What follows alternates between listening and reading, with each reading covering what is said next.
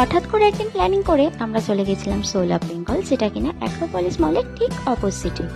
আর এখানকার অ্যাম্বিয়েন্স কিন্তু দুর্দান্ত, শান্ত নিরিবিলি পরিবেশ। আর একান্তে যদি আপনাদের নিজেদের সময় কাটাতে চান প্লাস খাওয়া দাওয়া, তাহলে কিন্তু এই জায়গাটা আপনাদের জন্য পারফেক্ট। এবার আসি খাওয়া দাওয়ার বেলায়। আমরা এখান থেকে স্টার্টারে নিয়ে নিয়েছিলাম ফিশ ফ্রাইয়ের থালি।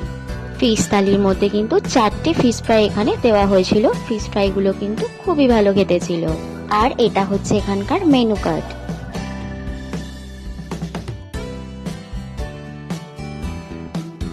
তো এই যে এটা হচ্ছে স্টার্টারের ফিশ ফ্রাই থালিটা। এরপর চলে আসবো মেন কোর্সে। মেন কোর্স থেকেও কিন্তু আমরা দুটো থালি নিয়ে নিয়েছিলাম, একটা ছিল মাছের থালি আর একটা হচ্ছে চিকেন থালি। সাদা ভাতের থালিটা হচ্ছে চিকেন থালি আর পোলাওটা হচ্ছে মাছের থালি। প্রত্যেক কটা আইটেম ভীষণ ভালো লেগেছে, তবে হ্যাঁ পোলাওটা আমার এখানকার অ্যাভারেজ লেগেছে। বাকি প্রতি কটা আইটেম কিন্তু